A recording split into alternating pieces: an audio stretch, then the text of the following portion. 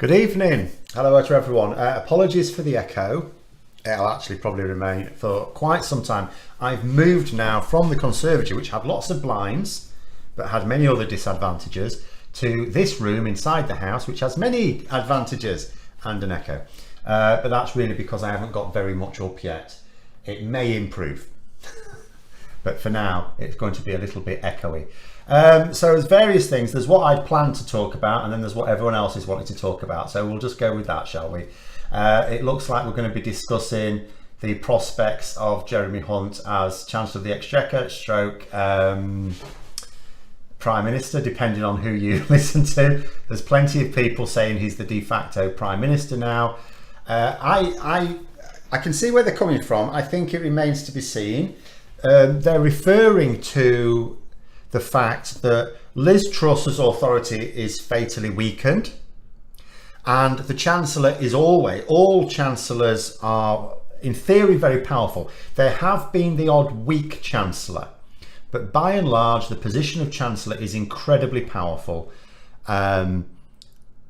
So when you also have a newly elected Chancellor, but the Prime Minister is weakened, then it's a bit like when Margaret Thatcher was on her way out. John Major was her last Chancellor, and you know, it was considered at the time that he was basically running the show. So that's why people are just sort of saying now, oh, Jeremy Hunt's doing the same. He may be, but we don't know that yet. We don't know. We will wait and see on that one, but it is possible. And also there's some people, I'll try and get through the comments. There's people suggesting here, you know, in terms of the round table, who's going to be the next Chancellor and so on. Do you know what? Jeremy Hunt could be the Chancellor for quite some time. I'm not kidding. You know, the plot, and I don't know how many Tory MPs it is. You read about a plot in the Times to install Sunak and Mordaunt into the leadership, get rid of Truss, replace them with them, but without asking the members, telling the members, you made a bad choice, go away. And you don't know whether it's credible or not, because there might be 50 Tory MPs who want to do that. That's not enough. That's a lot of Tory MPs, but it's not enough. So I don't know. But it's been refined now. There is a suggestion that quite a lot of Tory MPs, again, a lot could be 50 and it's still nowhere near enough, would not be opposed at all to having Rishi Sunak as the Prime Minister, Penny Mordaunt as the Deputy Prime Minister and Foreign Secretary, and keeping Jeremy Hunt on as Chancellor. You know, there are a lot of Tory MPs who would see a lot of advantages in doing that. So, you know, and I saw people yesterday saying Jeremy Hunt must have been mad for taking this job. I even saw James O'Brien saying that. And I thought, why is he mad for taking it? I don't get it. Because Jeremy Hunt, his up until this point, his career had basically peaked. He'd tried twice to become Conservative leader, right, and failed. He was runner-up in 2019. He didn't even get onto the starting blocks this time. You know, that was it. He was someone who, I don't know whether Boris Johnson would have given him a cabinet position. I think he'd offered it him, but as far as Hunt was concerned, he wanted a senior role. So Jeremy Hunt under Theresa May was Foreign Secretary, and he felt that Johnson should have offered him something on that level. So Foreign Secretary, Home Secretary or Chancellor. He would have accepted any of those. He wasn't going to accept a demotion. So he was basically out of the picture until now. Of course he's going to take it. Why wouldn't he? No one's going to blame him. No one's going to blame him now. You know, the economy is pretty much on its arse. What can he do? I mean, I'm not going to actually say what can he do to make it worse. But he's unlikely to make it worse. He's actually unlikely to make it worse. But anyway, let's get through some things. Damien there at the start saying he's given Stephen Bray something to me to give him to me when I'm in London. I'm a little bit worried now. But anyway, let's get on to some. Kwasi Kwarteng's gone. Now Jeremy Hunt's taken his place. Do we think the job of Chancellor of the Exchequer is becoming scapegoat for the Prime Minister? No, obviously she had to scapegoat Kwasi Kwarteng. It's not just that it was in her interest. Everyone's saying it's a very selfish thing to do. It is a very selfish thing to do. But also it's in the interests of Tory MPs. Tory MP, the situation was untenable, completely untenable. Tory MPs needed to change something dramatically. It's very messy getting rid of the leader. It would be in their interests to try and, I'm going to coin a phrase here, to try and make Liz Truss work. So Kwarteng had to take the fall first. I mean, I said this quite a while ago, you know, a week ago at least. The first step for Tory MPs will be to pin the blame on Kwarteng. Out you go. Then see if they can get Truss to change direction. Now, Truss is changing direction. The problem is it enough? You know, how much time has she got? I don't know. If she has, this budget statement really needed to be brought forward. I think Liz Truss needed this budget statement next week. The problem is it's still another 2 weeks away. So I don't know how much time she has. She may not have beyond this week. But if she does have time, then Jeremy Hunt obviously has now a massive problem, because he's got to, even if he scraps the whole budget, and it sounds like he's not far off, he's still got a bit of a hole in the budget, because even if you just take the mini budget out and shoot it in the head, there's still a big hole. There's a £72 billion hole at the moment, apparently, that the OBR are likely to draw attention to. And that's a lot of money. That's about what? That's about a tenth of the total annual tax revenues. That's not a small amount of money. But anyway, let's try and just go through some quickly. I might miss some out. Surely all this was always going to happen. Is anyone really surprised? It had to happen. Yeah, it had to be inevitable that Kwarteng had to go. Someone had to carry the can for this. It had to be reversed in a way that allows certainly the Tory party to save face, ideally Liz Truss as well. And if Liz Truss can convince, the problem with it now, if Liz Truss can convince her MPs that she's going to behave herself, then she is basically a puppet prime minister, but not for the people we thought she was. And what is the point of her? What is the point of her? They can't let her lead the Tories into the next election. The best they can get out of her now is be quiet, let the grown-ups stabilise the situation, and then try and work on getting a more suitable replacement in place. And you know, is she going to go along with that? I don't know. Kwasi Kwarteng went along with it, to be fair. You know, he's considered a deeply arrogant man, but he fell on his sword voluntarily, effectively. There was a little barb in his letter to Liz Truss, not a resignation letter because he was sacked, but you know, nothing major. It was all fine. Anyway, right. Oh, no, I'm just going to go to the end. Sorry, I'll have missed a load of comments out, but it's too many. Why on earth would anyone take the poison chalice that is Chancellor of the Exchequer? There isn't a barge pole big enough for me to want to consider that position. As I say, I really don't see it that way. Don't see it that way. It's a very senior position. It's almost. I've probably used this anecdote before because I think it's quite. You know, it comes up a lot. So. Quite a few years ago, probably, I don't know, 9-10 years ago. So I was working at a college and there was a much younger member of staff there in my department, and he got a promotion at a different college for head of department, right? And he said that he was quite worried about it. You know, he was nervous, would he be good enough? And I asked him about this college, and it was a college that had a very poor Ofsted rating. And I said to him, yeah, it'll be fine. Because, you know, when you're already at the bottom, the only way you can go is up. In fact, small little improvements can make a big difference. Jeremy Hunt is in a position, he's not been in Johnson or Truss's cabinet. He's been well away from government. He's not been a member of the government. He's a member of the governing party, but he's not a member of the government, and he hasn't been for years. He has got none of his fingerprints on this mess. He hasn't been a minister since Brexit. So no one blames him for the current mess. No one blames him for the current mess. He also hasn't been an agitator, really. You know, he's occasionally said raised the odd eyebrow or the odd disapproving thing about the government, but he's not really been an agitator. So, you know, the party aren't really against him either. They don't blame him for causing like disquiet. And he's come into this job. It's a very senior role. It's what, you know, MPs want to do. You'd snap it up. You would snap it up under any circumstances, even if it does only last a few weeks. But like I say, it's not certain that it would only last a few weeks.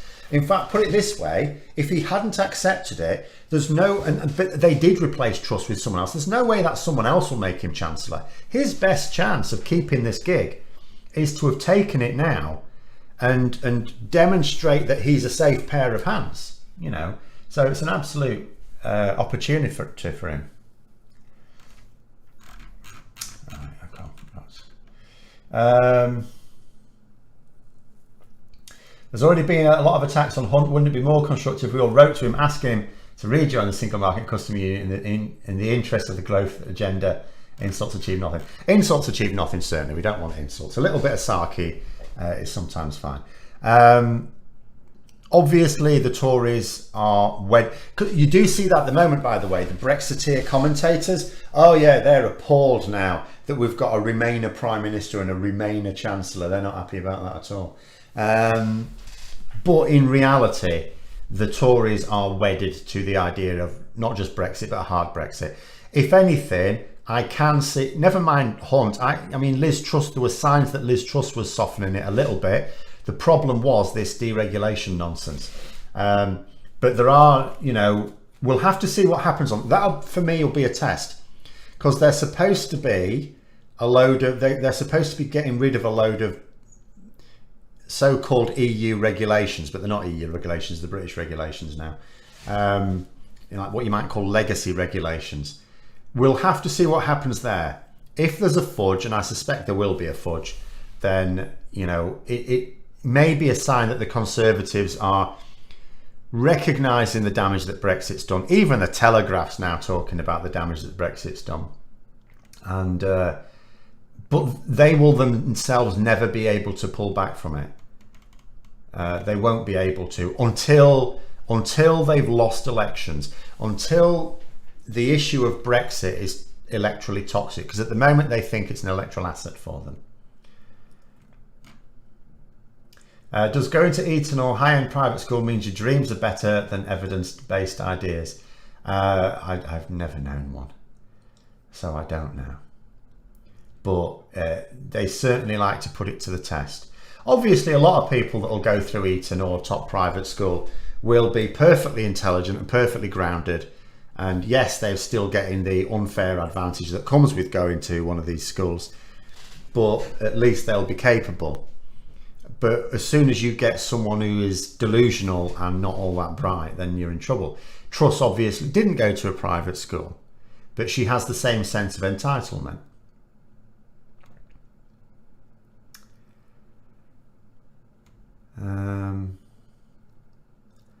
How come Starmer couldn't involve himself in stopping Begum's deselection because of process, yet it was done for Byrne? Hypocrisy, that's why. It's not hypocrisy, it's politics. It's quite simple. At the end of the day, you know, I'll say it again, we'll keep saying it, the purpose of a Labour MP is to form Labour government. And if you've got someone who doesn't see their role as a Labour MP to form Labour government, they're of no use to the party. They can go and do something else.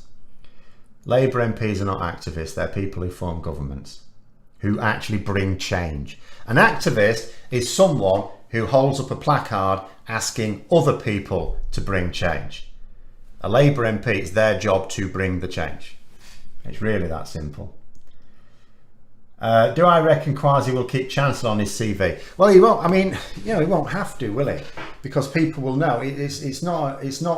This isn't like, I remember some years ago where people were being advised, unemployed graduates, when they were applying for just basic jobs like at McDonald's or something, they were being advised by the job centre to cut off their degree on their CV, to take it off, because the issue is if you're You can't get a graduate position and you're just going for a minimum wage job or something, and you know, an employer will look at you, or you're a graduate, you're only going to be doing this job for a few weeks until you get something better. So they don't give you the job because they want someone a bit longer. But that, so you can do that. You can leave it off your CV. Kwasi Kwarteng can't. He's not going to apply for a job at McDonald's or anything. If he gets jobs, it's going to be with people who know exactly what he is and who he is, and the sort of jobs he'll be going for. They'll do searches on you anyway. They don't need your CV. They'll find out who you are. So he can't really hide it. And also, Kwasi Kwarteng won't actually be the he doesn't have to be seen as a chancellor who failed. I mean, he did quite spectacularly, but he can blame it on Liz Truss, or he can blame it on this or that or whatever.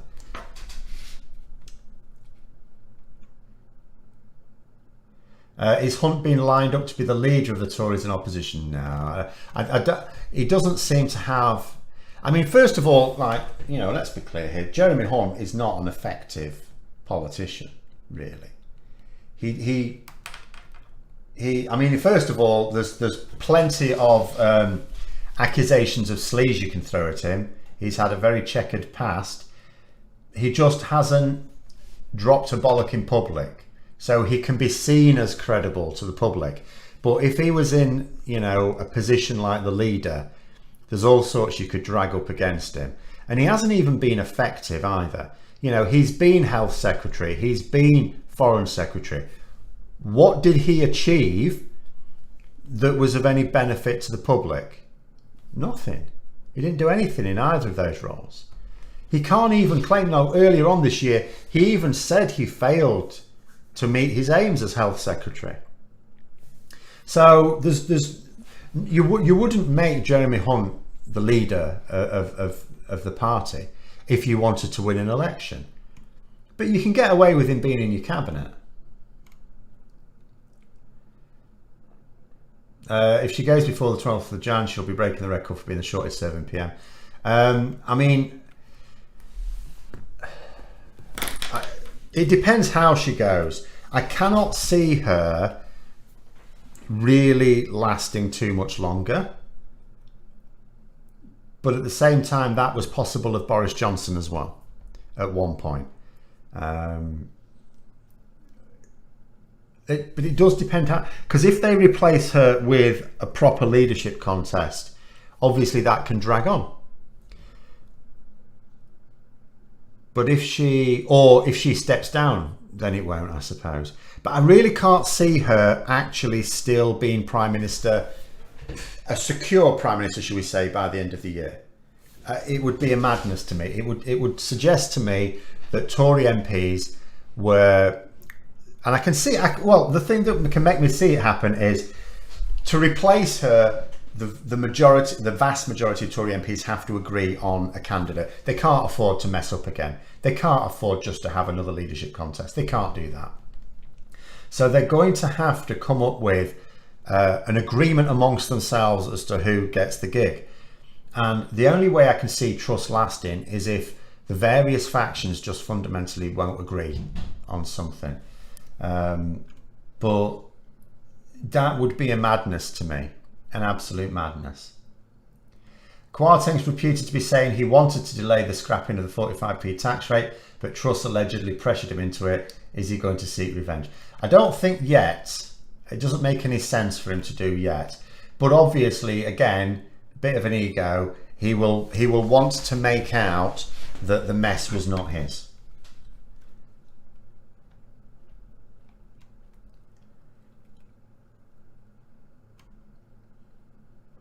Is replacing Conor Burns with Greg Hans-Wise. Yeah, not at all. No. They didn't. No, they didn't replace Conor Burns with Greg, did they? Oh, they did. Yeah, they did. Yeah. Yeah. Well, as long as he's not hands by name, hands by nature. But there you go. Kwarteng is the patsy for Truss's incompetence. He was on board with it 100%, but these were Truss's leadership promises to the members, never got a mandate from the people. Well, no, this is the thing, and it's what I'm trying to explain, like, you know, people calling for a general election now, and it's like, there should be a general election now, but not because they changed Prime Minister, and not even because the latest Prime Minister is useless. I thought the last Prime Minister was useless. It's because when your mandate is understood to be the manifesto, even though the Conservatives did not win a majority of the vote, so it's not much of a mandate, but it is, the manifesto is considered. If you win a majority of the seats, your mandate is considered, sorry, your manifesto is considered to have a public mandate. That's constitutionally the situation in this country. So she doesn't have a mandate for any policy that wasn't in the manifesto. She especially doesn't have a mandate for any policy that contradicts the manifesto. And the same could be said of Boris Johnson as well. You know, when he allowed, for example, national insurance to increase, that was explicitly against the manifesto promise. So they didn't have any mandate for that. They don't have a mandate for trying to dismantle the Northern Ireland Protocol. But anyway, I read an article in a trade magazine that was incredibly against the return of metric measurement as a computer program isn't designed for it. Return of metric measurement. Do you mean imperial? It'll cost millions to reprogram. You might mean imperial. This idea of again, I suspect this will disappear. I suspect it'll disappear because apart from anything else, it'd be quite interesting. So if you did have Liz Truss removed and replaced with this sort of ticket of Mordaunt and Sunak, with maybe Hunt in there as well, Tory MPs will want them to provide a balanced cabinet as well. You know, Johnson didn't have a balanced cabinet. He chose his cabinet based on blind loyalty. Truss hasn't got a balanced cabinet. She's chosen it based on people who are economically on the same ideology that she has. Whereas Tory MPs basically want a more balanced cabinet. And this is probably going to mean they'll have to have a few bubble heads in it, but they don't necessarily need Jacob Rees-Mogg in it. So they could get rid of him. You get rid of Jacob Rees-Mogg, this nonsense about imperial measures disappears with him.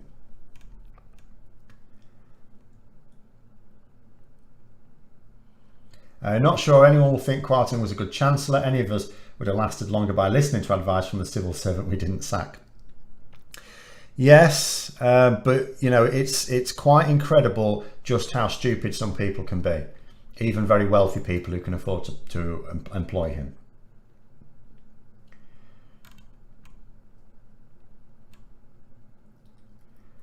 Will Hunt be sensible enough to reinstate Sir Tom Scholar to calm the market?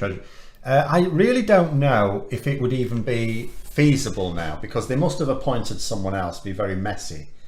So I don't know the answer to that one. If they could, they probably should. Again, it's whether Scholar would want to. You know, it'd be up to him as well. But yeah, it would help, certainly. Will Starmer put down a motion of no confidence. I don't know. There's not been a hint of it. I know he's been in Yorkshire this weekend, and he's given a speech where he has more robustly talked about the need. He's basically said, look, as you would expect, government's out of ideas. The only one that can lead now is Labour. That is a bit of a hint that he is suggesting that there should be a Labour government, and obviously the only way to have a Labour government is a general election. So would he? I think unless he knows something I don't, and obviously he'll know lots of things I don't, but unless there's something going on amongst MPs, I would do, in all seriousness. I would, but I've not seen any hint that he will. The resignation letters are vague on what happened, with Kwarteng being sacked. Well, it is. Truss hasn't even given a reason for sacking Kwarteng, really. Well, first of all, she seems to be claiming he resigned. But anyway, Phil, you want an election tomorrow, but some people say this is more disruption. I mean, we obviously have to have like a 6 or 7 week period for an election, but is it more disruptive than letting the government carry on? Now that the government's been exposed to the power of the financial markets, will those ardent Brexiteers among the general public finally realise the UK can no longer go it alone? No, not at all. Not at all. Do you know what I've seen this week? I've seen various people in trying to distract attention from the shocking state of our bonds market by pointing at interest rates going up in America. So mortgage rates obviously going up, although their mortgages works differently to ours apparently. So if your interest rates go up in America, it doesn't put up your mortgage payments, because when you get a mortgage in the United States, the rate is locked in for the life of it, which I didn't know about. But it doesn't matter, people getting mortgages now or remortgaging will be facing a higher rate. And some snarky GB News types were going, oh, can't wait for people to blame Liz Truss for this. And it's a little bit like, yeah, interest rates are rising in America, and they were rising before the mini budget because they've got an inflation problem as well, and that's what you do. But in actual fact, this turmoil, this mini budget has actually caused problems globally. So it has actually screwed several other countries over as well, including the United States. So again, that's not doing anything for our international reputation. But this is what Brexiteers don't get. They don't get that we're all linked into the world. They've never got it. So they don't understand. They don't appreciate it. That what you do in one country inevitably affects others because we're all linked into a global network. So no, the Brexit supporters that are Brexit supporters now will not see any connection at all. Being that Conservatives are mostly interested in holding power for a majority of the UK population starts polling for closer ties with the EU and eventual return, could they make a U-turn on Brexit? I don't think so right now. I think they will inevitably, as soon as they realise that it's a politically toxic situation for them, but they will not realise that until they're in opposition. I think what has to happen first, they have to be in opposition. They have to rethink their whole party. Basically do what Labour did, but with greater cause. When Labour lost power in 2010, there was this great soul-searching exercise in Labour, and I actually thought a lot of it was misplaced. There's nothing wrong when you've lost an election. You shouldn't just go, do you know what, we did fine, let's just do more of the same, we'll be okay. Obviously that's ridiculous. You lost, and you lost for a reason. But the main reason Labour lost in 2010, as far as I could tell, was one, it's very difficult to survive an election as the party that's presided over a recession, and there was a recession, right? Doesn't matter whether you deal with it or not. If you preside over a recession, people judge you harshly. And then the other thing is Gordon Brown was not an effective campaigner. So those were the two issues. But there was this great thing in Labour, oh, we've lost our way, we need to reinvent ourselves. It was like, no, we didn't. But anyway, they did anyway, and look what happened. Absolute mess. But the Conservatives do have need, because they are in a mess. I mean, they can't even come up with a leader. They have no leaders at all. Liz Truss was who they, and even given that it was the Tory members that picked, the MP still presented two names to the members.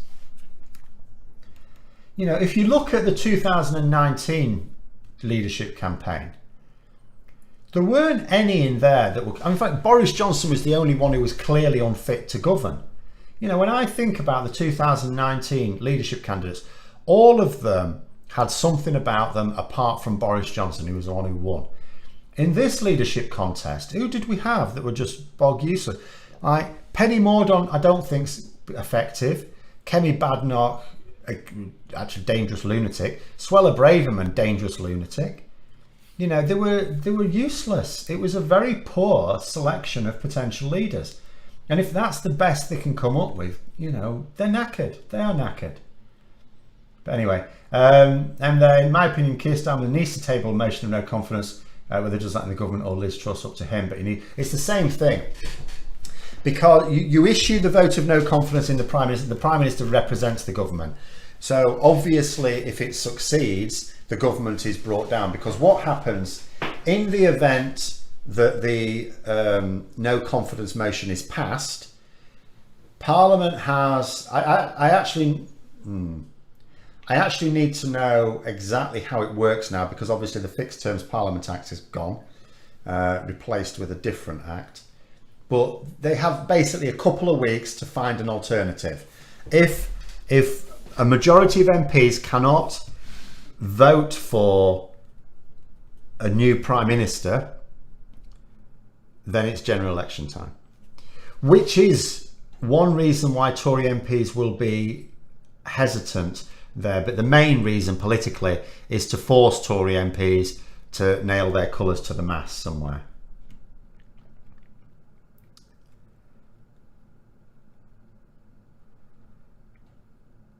US been very aggressively raising interest rates to prepare to trigger a recession to try and keep inflation down.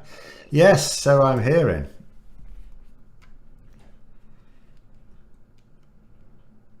What happened to the 20-odd Conservatives that Boris got rid of at the beginning of his reign because they wouldn't agree with him? Would they help with balance? No, not really. I mean, I think several of I think what you get with reasonably genuine, shall we say, I was going to say decent, I find that difficult to say about Conservative MPs, but reasonably genuine politicians or MPs, when they've been in Parliament is a bear pit. It's worse than the worst, roughest pub in Glasgow. It's terrible. And some of them, when you do hear stories of MPs when they're forced out, they just lose an election or something, and they a couple of years later they're thinking, actually, I'm quite pleased because it was an horrible experience. So quite often, because you remember, your decent politicians are the ones who are, there's quite a lot of MPs who are basically unemployable. It's the only job they can get. But your decent ones, obviously, they can do other things as well. And they often find that they just rather do the other things. So it's very difficult to coax them back. The Labour elections team told Brown that if he wants to win, he should smile and say, after saying anything to the public.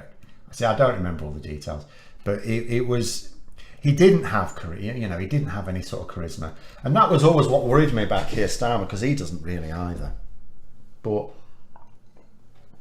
at the same time, after Boris Johnson, you could argue the public are a bit wary of charisma. And also, it doesn't really matter, because Boris Johnson's gone. And, and even if he came back, he's shut the bed, he's gone, he's finished. And who else have they got? Liz Truss hasn't got a personality. Rishi Sunak hasn't got a personality. Rishi Sunak tries. He tries to act the part of the charismatic leader, but he isn't. He's rubbish. They haven't got anyone. The most dangerous one for me, arguably, is Penny Mordaunt, because she, first of all, may not be completely bonkers, but also the public don't know much about her. The public will give her the benefit of the doubt. She's not likely to mess up in interviews like Liz Truss. So it could actually take some time for Labour to break Mordaunt down. At the same time, I'm not excessively worried, because it doesn't really matter who the Conservatives get. They are presiding over economic turmoil. The party is presiding over economic turmoil, and just like Labour did in 2010, they are going to suffer for it. The only thing that will save them is Labour messing up.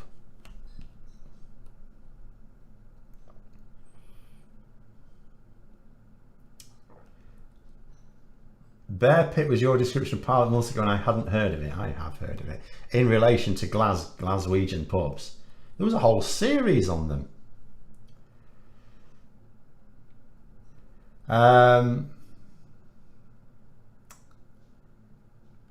Who do I think? Oh, hang on. I need to, for some reason, hang on. I don't know what's going on here. Oh, there it is. For some reason, that's not showing. It says, who do I think is stupidest out of Liz Truss and Boris Johnson? I'm torn. I actually don't think Boris Johnson is as stupid as Liz Truss. but they are both fairly arrogant people. Boris Johnson has a delusion about him. I don't think Liz Truss is as deluded. You know, I think she's just lazy. She's got his laziness. I don't think she's got his delusions, which is what I always said was going to cause her trouble in interviews. She like Boris Johnson just waffles his way through. He just makes things up. You present something to her, he just makes things up. Liz Truss, you present something to it, and she's. In fact, Labour made fun of that, didn't they? The fact that she's umming and ahhing. She doesn't know what to say, and it's because she is grounded. She understands the world. She understands reality. Anyone remember John Major on Spitting Image getting progressively greyer and eating peas because he had no charisma? Yes, I do. The issue there, I suppose, in 1992 between him and Neil Kinnock is arguably Neil Kinnock had too much charisma, in that the media just painted him as this like Welsh yokel, or you don't want him in charge of the country, do you? And they somehow convinced the public to go, yeah, we don't, which is a bit mad. So there it was the other way around, wasn't it? Yeah, they somehow made a virtue of being the boring one.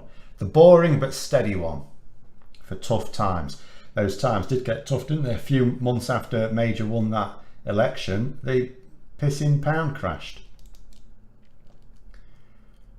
You think Sunak's pretty charismatic compared with other British politicians? See, I'm not sure he is. I think he just tries.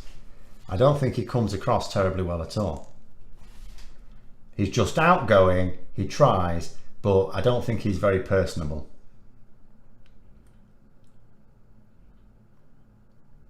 I mean, compared to some of his cabinet colleagues maybe, or former cabinet colleagues, but that is because they are some of the grimmest people you can imagine. I mean, look at the situation now. Let me get rid of this. This is the situation facing Conservatives now. Right, this is the latest models for the polling. It has the Conservatives on a predicted 85 seats, current polling. Now, the high end, you know, at the high end of things, what they're saying is the best the Conservatives can hope for is 220 seats there, and Labour on the so look at this, on the high end for the Conservatives, 220 seats. That is still crushing for them. Labour on the low end, a bad performance based on current polling, 343 seats. That is a majority. It's just enough to be a working majority, because it means they can have it means that the real hardcore rebels, there's not going, and this comes back to what I was saying to Dan about choose your candidates carefully. Choose your candidates carefully. Labour cannot afford to have their legislative programme hijacked by rebels, because then you're out of power. You're seen as weak, you can't get your own legislation through, you're out of power. Tories are backing exactly what those sort of people want, because all they want to do is shout and moan, not actually govern. So with 343, you're just about enough. You have to be careful. You'd like a bit more, but just about enough. But that's the low end. And this is the problem, you know, and some of this attitude of people flipping. Sometimes people will go, oh, yeah, terrible, government's doing a terrible job, and they'll flip.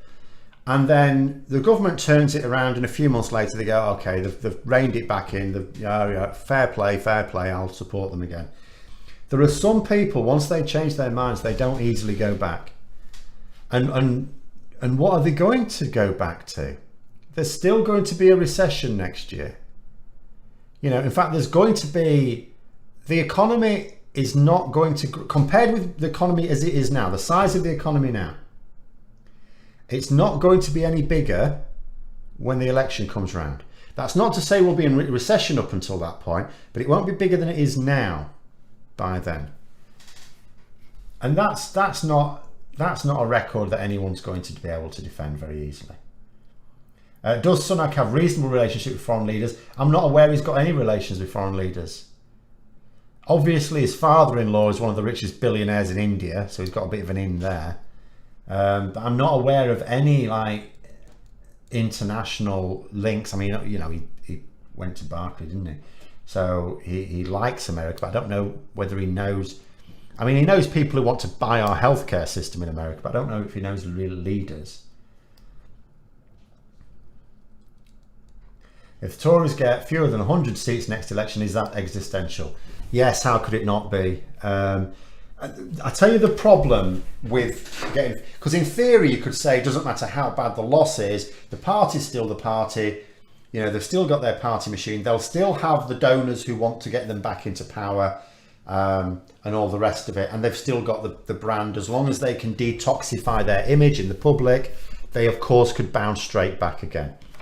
The problem is if you're beaten down to like 100 MPs, is so you lose the election, obviously the current leader has to resign, right? Who do you get? If you're beaten down to 100 MPs, all you've got to choose from, because it has to be an MP, party rule, I mean obviously constitutionally you can do what you like. The Green Party leader, for example, is not the Green MP, but the party will expect their leader to be a current MP. All you'll have left are your 100, your MPs from your 100 safest seats. Well, the ones in the safest seats are not necessarily your best candidates. Then you're not always your best and brightest. It's the likes of Michael Fabricant and Desmond Swayne and Nadine Dorries. That's who you've got left. Now, there'll be a few in there, of course, who are not that crap. But it might well be that you don't have a particularly strong leader. So you may just be, it's a bit like the Lib Dems, where they found themselves after 2015. You know, they ended up with like hardly any MPs, so they were scraping the barrel a bit, trying to find a leader. The Conservatives will find themselves in the same situation. If all of their possible, if all of the ones who can actually do a rescue mission on the party are gone, then what is there? And also, what if, you know, you end up with like 30 ERG members left? At the moment, the ERG are about 1 in 7 Tory MPs. Well, that'll make them like, you know, 1 in 3. There'll be 1 in 3 Tory MPs in the ERGs. The ERG will be even more of a problem. The Tory party's first job, whether it does it now or does it in opposition, is to get rid of the ERG. Is it worth a lefty voting Green if the party is aims you agree with most, or is it pointless voting for any other party than Labour? So, I mean, obviously we've got a constituency-based parliamentary democracy, so you have to look in your own constituency. Anything that's not the Conservative candidate is an improvement. Even ironically, if Reform UK swung back into action, you know, actually even getting a Reform UK MP would be preferable to a Conservative MP, and the reason is because they're loose cannons, you know, so the Conservative leader wouldn't be able to control them. So anything that is not, whatever in your constituency is not the Conservative candidate, the one that's best placed to beat the Conservative candidate is the one to vote for. It's really that simple. Everything, any other candidate will be preferable. And in most cases, of course, that's going to be Labour. Jeremy Hunt seemed to contradict the PM by saying all government departments are going to have to find more efficiency than they're planning to. Services are cut to the bone. What the hell's left? Well, exactly. And this is the thing. But that's the problem. Liz Truss made promises that she cannot deliver on. I mean, what did she talk about in her leadership contest? She talked about tax cuts, but she also talked about spending promises. Now, granted, she didn't talk about spending promises as grand as Boris Johnson did, but she still talked about an increase in spending and a reduction in taxation. A net increase in spending, a net reduction in taxation. That doesn't add up. That doesn't add up. So she promised willfully something she couldn't deliver. Now, I don't know whether she thought she could deliver it. I don't know. I still, to this day, I would love to know, in all honesty, what they were playing at. When Truss and Kwarteng worked on that budget, and they obviously worked on it together, when they worked on that budget, they knew They were announcing measures that were not costed. As long as my arse looks south, will not understand unless someone explains it to me exactly what they thought they were doing and how they thought they were going to get away with it. Cannot work it out for the life of me.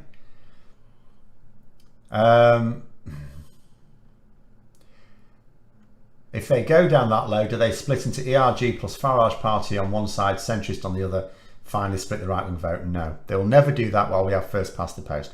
If we have proportional representation, they'll do it in no time, within 10 years, no problem. But they will not do it with first past the vote because they know it's unwinnable. The Conservatives in particular are, I know it's baffling because you look at it and the Conservatives are the most successful political party this country's had, probably any country in the world has had. You know, if you think about the fact they've been going for like literally hundreds of years, but they cannot exist by splitting up the right-wing vote. The way they have traditionally been able to win so many elections when they're not at all in tune with most voters, the way they win so many is because they have the right-wing vote sewn up, so they can largely ignore that, bit of dog whistling, but they fight for the centre. They fight that centre ground, and all of their efforts are on the centre ground, all of them. And they understand that Labour are constantly fighting against themselves. You know, whereas the Conservatives have their factions, but they are all motivated to win power, and they understand that only one faction can effectively be in the ascendancy, and then the rest of them will have to fall back into line until there's another opportunity. Labour don't. You know, there's too many in Labour that will happily see a Conservative government while they wait for the right sort of Labour to emerge. And they know that. They also know that Labour have their left-wing votes split all over the place. You know, although the Lib Dems are a centrist party, the majority of their voters are centre-left, not centre-right. You know, the MPs are more balanced. They're more balanced centre-left, centre-right, but their voters are, the vast majority of them are centre-left. The Green Party, of course, is left-wing as well. So, you know, the vote is split all over the place. And that's what keeps the Conservatives in. It's not because, you know, you can look at things, you can look at the fact, you know, they've got the media under control and, you know, they have lots of money, so they can always get the best strategists, and all of that is true. But ultimately, it's because they're only fighting for those votes in the centre.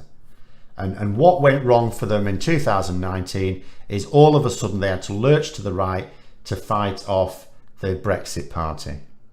But the good news for them was that Labour was not fighting the centre. So they could actually ignore the centre and still win. But anyway.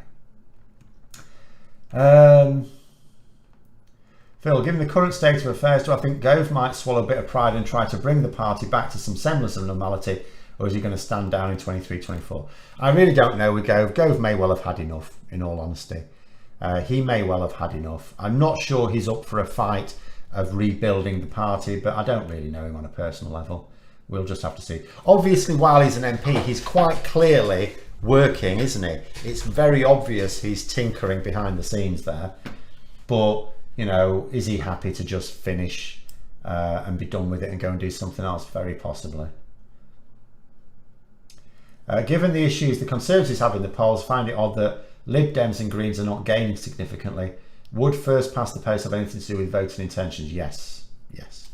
People ultimately understand that it's a pragmatic choice between two governments. So this is what I mean. Proportional representation, the Conservative Party would split. Labour would as well. And even if Labour didn't, or the Conservatives didn't, they would still shrink, because Labour and the Conservatives both get a lot of votes, millions of votes, from people who are not really Labour and they're not really Conservative. They're just voting to stop the other ones. That's all it is. They're just there to stop the other ones getting in. And this is why you see always during a general election campaign, because we can look at polls now, whatever the polls say at the start of the general election campaign, by the end of it, the Green and the Lib Dem vote is always squeezed, because people, not everyone, but there's a significant number of their voters will just look around them and go, yeah, I need to vote Labour. So you do get that. You will get that.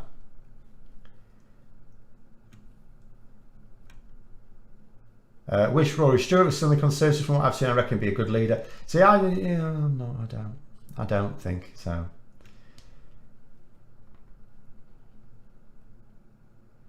The fact that he didn't have any support demonstrates that. Ultimately, a good leader is someone who has support.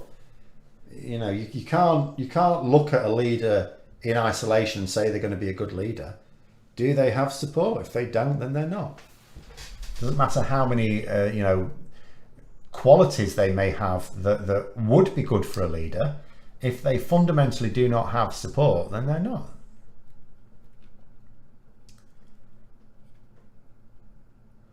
Fantasy politics, hangover from Brexit. Johnson pulled it off but didn't try and build any policies. Truss believed the fantasy such an extent she tried to implement it, hence immediate implosion.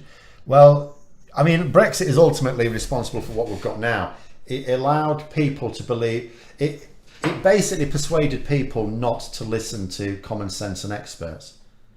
It made the implausible sound probable, possible at least.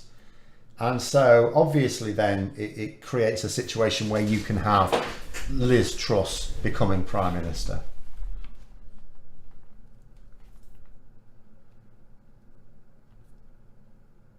Isn't that exactly what happened under Corbyn? Too many MPs refused to back the leader. He didn't have support of them. And the main reason he didn't have the support of them was two reasons. First of all, he never supported Labour leaders when he was a backbencher. So he's like, he had no moral authority. So he had to win MPs over. He had to win MPs over, just like Liz Truss. Liz Truss had the same attitude. She went in, as far as she's concerned, she's the boss, the party members have voted for her, and the MP should fall into line. And it's like, it's not how parliamentary democracy works. You know, you need to build bridges. And Corbyn didn't make any attempt to do that. Liz Truss belatedly is now seeing the need. But you look at her cabinet is not at all an attempt to build bridges with her party. It was just packed with people who think the same as she does. And that doesn't work. That will never work. Is Starmer's plan to introduce a publicly owned energy company within the first year of being in power realistic? Seems like pie in the sky, I just don't believe it. It's very tricky as a Labour leader to promise something within a specific time frame and not deliver it, because the papers will be all over it. So if he said within a year, which he has, there will be a plan to do that. You know, there will be a plan to do that, otherwise he wouldn't have said it. Basically, when Labour come to power, they do not have the media backing them. You know, they don't have the big bucks to go and advertise and say, oh, we're doing this and we're doing that. And also, they lack the basic sleaze to do what the Conservatives do and use public money to advertise their work under the aegis of it being on the part of the government. So Labour will need to do two things. They'll do a thing which you'll notice the Conservatives don't do. In the first 100 days, they'll have a thing where they say, we've delivered this. That'll be their thing. They'll say, you know, they don't just say in this Parliament. Conservatives just get away with saying, oh, you know, at some point maybe we'll do this, and you know, and that's it. Labour will say we're going to get this done within the first 100 days, and it will need to be things where people can see the difference. And then there'll be other things, and on the 1 year anniversary, they'll need to be able to say we said we'd do this and we did this. That's what they need to do. We said we would do this and we've done it. Here it is. So yes, they'll have I don't know, but they will have a plan. They must do.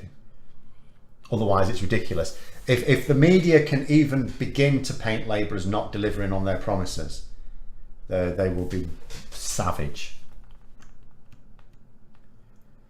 Rory Stewart's voting record is likely questionable too. He's a Conservative at the end of the day. He's a Conservative. All Conservatives will have questionable voting records. Ultimately, in fact, let me just, right, I did prepare this in advance. I was going to talk about something else, but we can do it now. It's ultimately the difference between left and right. Here we go, hold on. I prepared a little thing. So, cornerstones of like left-wing thinking. So socialism is the big one. Remember, not all of left-wing politics is socialism, but socialism is the big one. State control of production. Things like nationalising the rail, energy company, national energy company, and so on, protecting the NHS. Public investment in general is a left-wing idea, the idea that the state does invest a lot in infrastructure. If you compare it with, say, Boris Johnson, take the issue of service stops. So one of the problems that's highlighted in our post-Brexit future is the fact that services in this country are crap. Lorry drivers don't really have much in the way of amenities, which is a particular problem when you're stuck on the motorway for like 2 days. But at any time, it's a problem. Boris Johnson's attitude, France, look at France. France, the French government have been investing in improving service stops, basically, haven't they? Boris Johnson's attitude was the markets will provide, free enterprise will provide it. Well, it hasn't, has it? You know, but left-wing ideal would be, no, if there's essential infrastructure, the state will provide it. If it happens to exist, if the private sector brought it into being and it sort of works, you know, like food supply, for example, supermarkets sort of work, okay, fine. But if it's not, if it doesn't exist, if we need this infrastructure, then the state will take care of it. That's ultimately it. You know, things like this, social rights, minority attention, you know, universal education, social housing, all this sort of stuff is on the left. On the right, you've got neoliberalism, which is free markets, deregulation, low public spending that the state doesn't spend on very much at all. All they'd like, in fact, on the extreme right wing, all they'd really like the states to pay for is the monarchy and the armed services, and that's it. Or on the police to keep people in line, stop them protesting. You know, so this is ultimately different. So obviously a conservative is not going to vote for these things because they're not left wing. So, you know, the things that many of us, and certainly I would consider the sorts of things the government should be doing, they have a very different view. So of course, even ones who are, as I prefer the word genuine to decent, the genuine ones, the ones who aren't corrupt, the ones who aren't sleazy, they're still not going to vote for things that I would think they should. But anyway, they scraped the barrel and got Truss. If they forced her out and Penny and Rishi are in, didn't they go for them? Why didn't they go for them first? Tory party members ultimately. First of all, like Rishi Sunak was going to be in all day long, and I'm not saying that. I don't want it to characterise it as if Liz Truss is really awful and they had the option of someone decent in Mordaunt and Sunak. Mordaunt and Sunak will be terrible as well, just not as bad as Truss. But Sunak was on all day long. Mordaunt looked like she would be the second pick, but then at the end of it there was some skullduggery, and Mordaunt blamed Team Truss for this, where they brought up Mordaunt's trans credentials. Basically, Penny Mordaunt is not opposed to trans rights. This is apparently a terrible position to hold in the Conservative Party. And Truss's supporters made a great deal of it in the final days of the contest, and Mordaunt blames that for scuppering her chances. So you could argue if it had been a clean race, it would have been Sunak and Mordaunt at the end. And then the members may well have picked Mordaunt, and we wouldn't be quite in the mess we are, but we would still have a Conservative Party wrestling with a collapse in NHS, massive increase in COVID cases, recession still, cost of living crisis with all the industrial action going with it. She'd still have had to deal with the energy bill situation. She'd still have all the other problems. Where do centrists fit in this?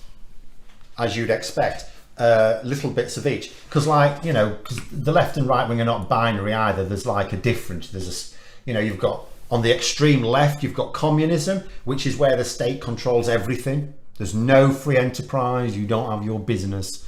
No rich and poor. You know, the state controls absolutely everything, and you, and then everyone gets the same amount, which obviously never works. On the extreme right wing, it's complete free market. Complete free market. You have just enough state, just enough government to keep everyone in line. And that's it, nothing else. You know, if you want to, oh, you want a road, right, build your own bloody road, that sort of thing. Whereas in reality, most people are somewhere in between. So a centrist will be someone who, if we look at like public services, they'll want to make sure that the state provides public services, but they're totally cool with the idea. They don't care whether it's publicly funded or private. You could argue like the Tony Blair combination, the public-private initiative type thing is like a typical centrist policy. Same with education. You know, they sort of want universal education, but they don't want to spend too much on it. So, for example, university tuition fees is a very centrist idea. So that tends to be where it was a centrist. But again, you know, like most centrists, it still covers a bit of a blurred line. You can get some centrists who are a little bit centre left, and you can get other centrists who are a bit more centre right, and so on. Right, we're running out of time, so let's get through the last few if we can. Do I think Labour's new public energy company will cause private corporations to howl about unfair competition as they do in broadcasts about the BBC? They can try. Obviously, there are, even though we're outside of the EU, there are still international state aid rules. And if we want any sort of agreement with the EU anyway, we are going to have to be conscious of state aid rules. Basically, I see no reason. The way it's really simple to me. If you've got an organisation and you've got one that's privately controlled, has shareholders, all the rest of it, and you've got one that's state controlled, how badly do you have to run an organisation, the state controlled organisation, to not be able to compete with the one that needs to pay shareholders without having to pump loads of money into it? At the end of the day, you'd have to be crap, you know. So all day and all night, the state-owned one should be able to compete very easily with the private one without any dodgy practices. You know, it should just be able to, you pay for it to start up and then just let it go. It should just run itself. Like Channel 4. That's what you want. You just, Channel 4, just let it run itself. It doesn't need loads of public money. Once it's got going, it needs start up. Once it's got going, it should be able to pay for itself. Because it still has customers. Those customers still pay the bills. What you don't have is shareholder dividends. What you have, the money from those bills goes into providing, you know, paying the wages, paying the accommodation, paying for everything that's needed, paying for research and development sometimes as well, improvements to infrastructure. What it doesn't get paid to is shareholders.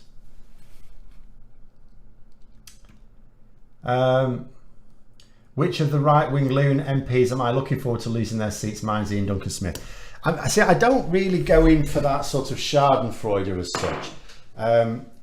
But if I did, it would have to be people who care about it. I don't know how much Ian Duncan Smith would really care, because again, he's peaked. He's also been in Parliament a very long time. It does him no harm at all to not be an MP, and he'll still get to carry on writing in the Daily Telegraph. You know, so it would be people who care about it, people like Steve Baker. I can't think of too many others who would fundamentally care enough. There might be a few if I thought about it. Mark Francois maybe, but I'm not sure he's on for losing his. But we'll see. Mind you, if you're talking about this situation, where's it gone again? Terribleness. Then who knows? If they are only going to have 85 seats left, maybe there's a lot of them could be on for losing it. Mordaunt would have picked Rishi as, or would Mordaunt have picked Rishi as Chancellor? I don't know. I'm not sure she would, you know. I'm not sure she would. But anyway, right, last couple really go. Mordaunt's really right wing. Yeah, I saw that. Do you know what I saw someone trying to say, a Brexiteer trying to say to, oh, Mordaunt's pro-EU. It's like, she's in the ERG. Are you having a laugh? She's in the ERG. And Mordaunt is very right-wing. Mordaunt is easily at least as right-wing as Liz Truss is turned out to be. Penny Mordaunt's government would be as right-wing as Liz Truss's was.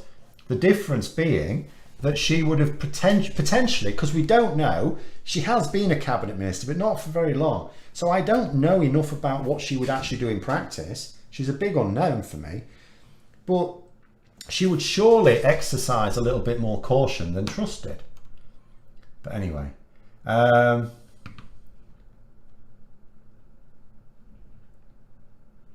How much influence will the rejoin march have? Might be poorly attended given the cost of living, yeah.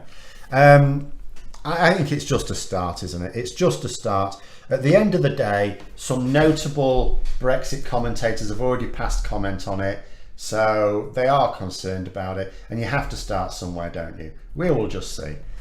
It all has to. It's all about just getting, like, making the public aware of things. Make public aware that there is a conversation, because there isn't a conversation in the media about rejoining. It's just about saying to the public, you can actually talk about rejoin. It is a conversation, and then just see how it builds up from there. Because we're not going to be joining in the next couple of years anyway, but we may see after the election some rapid progress. We will find out. But anyway, we'll call it there. Thanks very much for coming on, everyone. Back on again next. No, won't be back on again next week. Sorry, I'm going to be in London, or as I said, trying to say last time, escaping from London. So we won't. I'm actually a little bit worried because if events move like that, because all of this week, for example, I haven't dared record a video like for the following day. We could end up in a situation where I daren't actually do any videos for the Saturday. I don't know. Well, I'll have to keep you updated. So there won't be one next week. It'll be the week after. But thanks for coming on, everyone. Have a good evening, and until next time, I'll see you later.